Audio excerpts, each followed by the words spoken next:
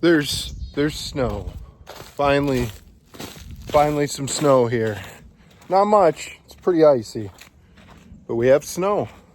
So in this little video, I want to talk about my array builds and the underside and how they're supported. Now, one of these arrays you're gonna find is supported with zip ties currently. It's because we threw it together and because I'm going to move it, and it was just two people building it. It was the easiest way to build it. It allowed us to hinge the panels in place. So that's pretty much the best way to describe how we did it. So, you know, it's one of those things where I just, you know, we threw it together pretty quick. It wasn't meant to be, it is meant to be very permanent, but I didn't perceive this being the final resting place of these panels, but I can bolt these down eventually if I need to. But I'm pretty sure these are industrial. They're like 160 pound a piece zip ties, and there's 2 per hole, and there's 4 total on the top side. The bottom side is bolted in, but the top side is zip tied. So, you know, that's just kind of what we ended up doing. So as you can see, some zip ties. But so this is the short array. This array is the one we built for the damaged or blemished panels, the ones with snail trails. So as you can see, there's 11 panels total. And then you can see our combiner box right here. And it's just a EcoWorth combiner box. Nothing crazy. I'm not going to open it because it's covered in ice. It will be a nightmare. I have more of these. I'll open one in the shop at the end of this video and kind of show it off. But you can see these are 200 pound zip ties, 250 pound zip ties. You can see there's 4 of them holding it in place, and then we got zip ties and everything. Nothing's really, you know, tucked away or anything, because we're most likely going to add to this array. It's going to go all the way down the entire length of the fence. So this is our short array, as we call it right now. So it's 2,800 watts of panels, and you can see there are bolts through 1 inch by 2 inch boards, and then those are bolted to the panels on the bottom side, and then the top side is 2 zip ties. There's one on either side, set on either side, 2 of them. And that just allowed us to pivot it up because we used these posts at the end. So this is all hinged out. So I had my friend on the outside, and we would lift them out while I pushed these posts in, and then we screwed the posts in 2 spots. And then these are actually concrete screws, because we kept breaking off our standard screws. So had a bunch of Tapcons laying around. Use what you can. You see this panel's pretty dirty, but these are Canadian Solar panels. And these are the same ones we use on everything. So these are the 250s. There's 1 255 or 2 255s in this set. And that is just how this array is done. So it's got 5 angular supports. 1, 2, 3, 4, 5. And then you can see it's supported by 2x6s. So nothing crazy, but we stopped it right here, and it's all supported by these posts.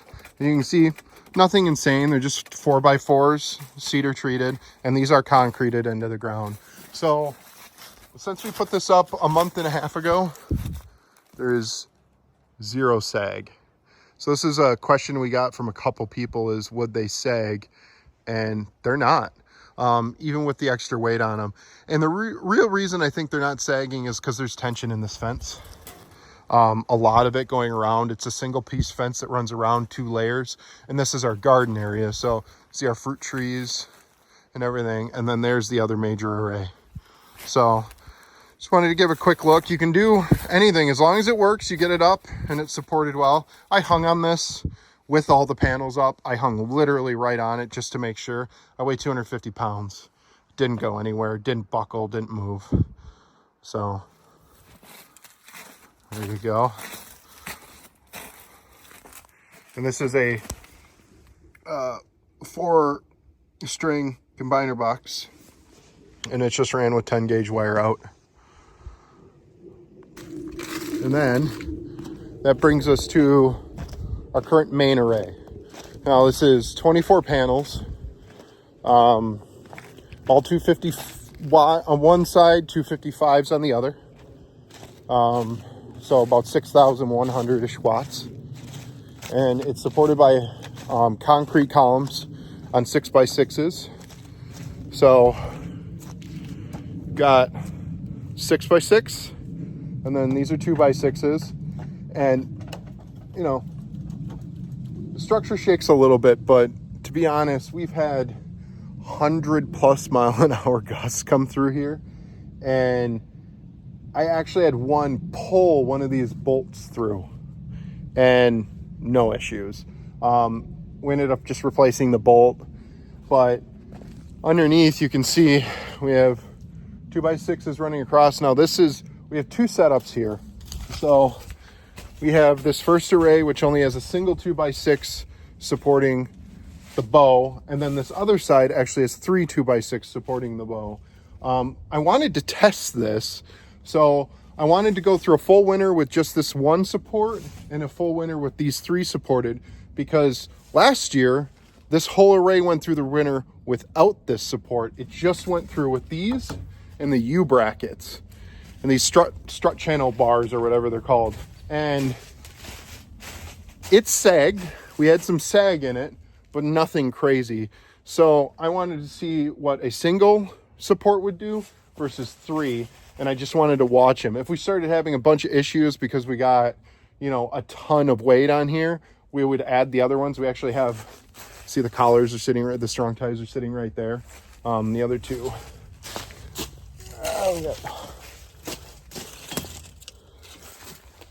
So we have two for 6x6s, or a 4x6, and then two for 2x6s. There's actually another set floating around here on the ground. But I wanted to, you know, test it. So these are 12-inch pillars. They are, I think we have 390 pounds of concrete in each pillar. So there's 6 total pillars. And these far out ones, so that is down 4.5 feet into the ground. And that one is down 3 feet into the ground over there. So, and then these are all 2x6, and then these are 10-inch, 1/2 inch lags. So we have lags plus screws plus nails for support, you know, 2x6s, but these are 2x4 or 2x6s strung together as 4x6s. And we have ones in the top up there and in the bottom supporting the other structure. And then the whole structure is angular supported in this way. So people have asked about why we don't have cross braces on this. And it's because there's no cross tension in the wind. So if I try to shake it this way, all of the pressure goes up there and into these braces and these braces. I could do an angular support, and we may later, but I'm most likely going to wall this in, and we're going to use this as a mushroom farm later. I want to get as much use out of this, and the humidity can be high or whatever. You see there's really no snow under here. Got some dirt and everything, but we have all of our extra cinder blocks sitting over here for our garden beds and everything. But on this side, we have a bunch more support, and the sag's identical on both sides between the single and the triple. And it's because of the U-strut. It seems to be, once it got center supported, it was more than enough. And then all the panels support the U-strut as well. But you can see they just have the legs coming through and legs coming through on the other side. And then we have the mighty tie, or the strong ties, in the bottom. And then that's driven in with a 6-inch, 1/2 inch concrete anchor. And just so everybody sees this, you know, because we don't really hide anything. I'm not trying to hide anything. Almost missed on this one. It got a little bit of an angle on this one. But we're actually poured for the next set of array, and the concrete buckled. You can see we poured it late, and this is what water penetration with cold does. Now, is this too weak to use? No.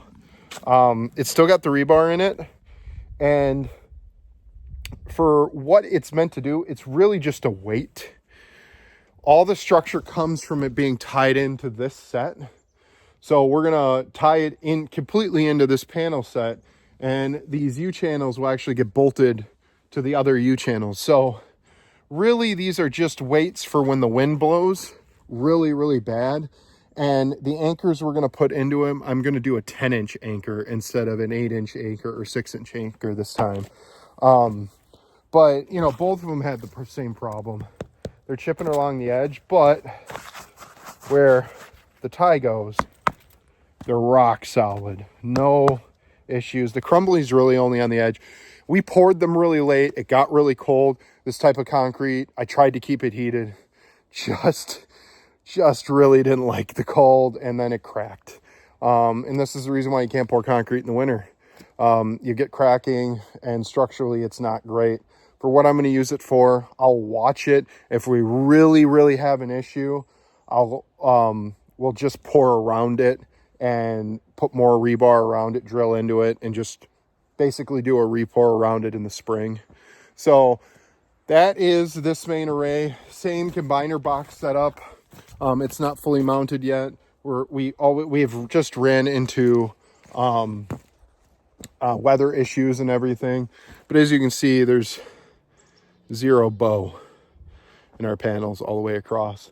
The only bow is actually in the bottom, because that channel's not supported in the bottom, and we're gonna run a face across and support it. But as you can see, there's a 1/4 inch of ice across these panels. I can't scrape these. I have a broom that I can scrape these with, but I can't get this ice off. So this is that winter woes of solar. Are we getting anything out of this array right now?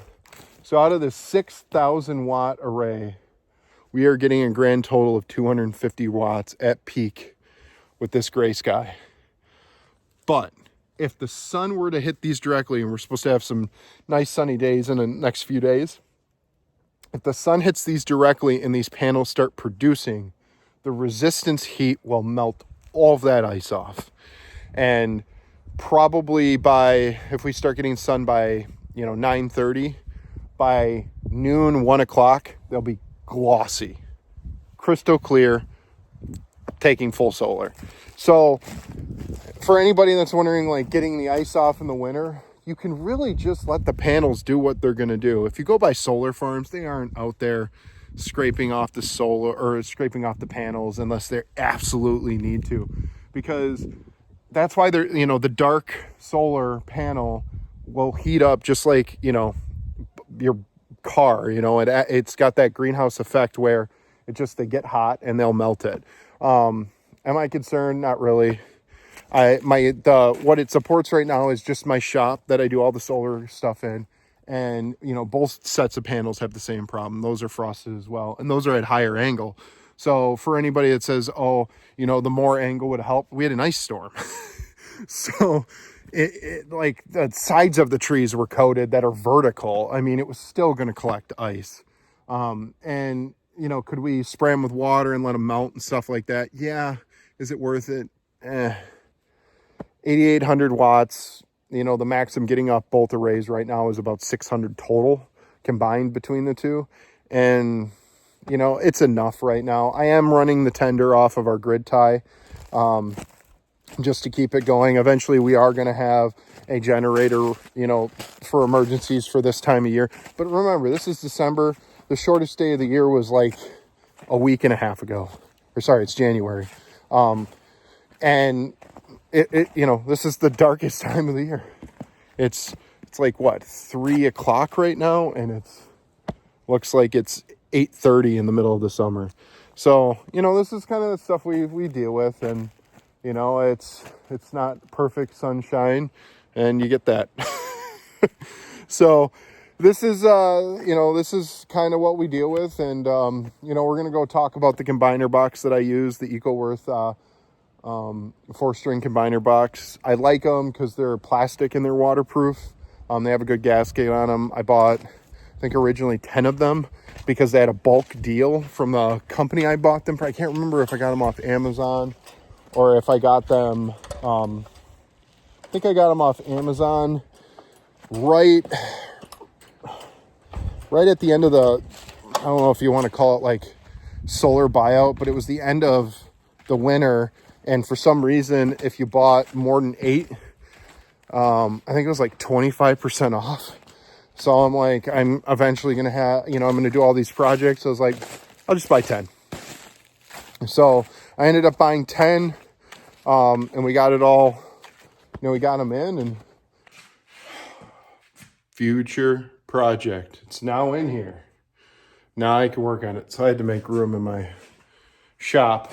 So I have a huge shop I built. You've seen it kind of in the videos. Battery room's back there. So this is the next major project, my overlanding build. So this is a 2007 F-150 that I bought a few years ago and have been slowly fixing up. It's got the 5.4 V8 in it, the notorious 3-valve V8, but this has 250,000 miles on it. Still runs really good. Have a little bit of motor work to do to it, but the frame's in really good shape. It's got a little bit of body rust and stuff, but that's fine because I'm going to put flares on it, bigger tires and everything. So I may do some box restoration to it. It's got the notorious kicker rust. All the F-150s get it. It's from salt packing up underneath the runner board or whatever, the footstep, and then the salt eats away at the corner of it. So this is going to be the big winter project. So I'm going to put, the goal is 6 rigid 50-watt solar panels up here, and then most likely I'm going to do 2 100-watt rigids on the cab side, putting us at 500 watts. So not an insane amount of solar on it, but it's going to be for a 12-volt system. And then that will be one array. This will be another array. This will tend the battery and also trickle charge. So that'll be that. But let's talk about our combiner box. So grab it here out of our solar room.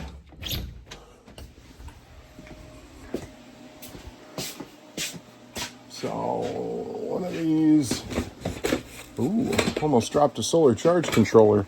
That would have been bad. I don't know if I've harvested from this one.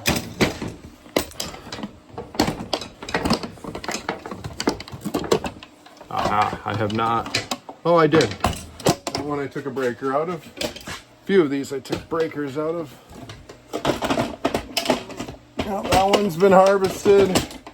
See, this is the reason why you buy a few. Hurt my thumb 6 months ago, and it still hurt. I tore tendons out of my thumb. Oh, this one's got it missing too. But I think we can work around that.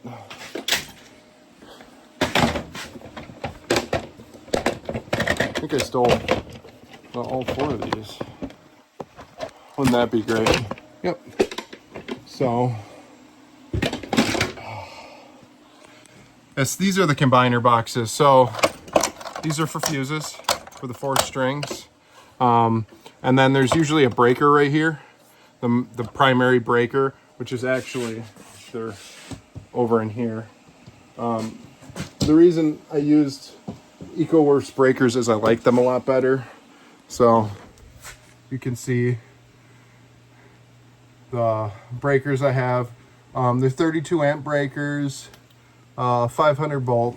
I use these for the strings. Obviously it's the same ones that are in here. And the reason I did that is because I wanted the same breakers between the 2 sets.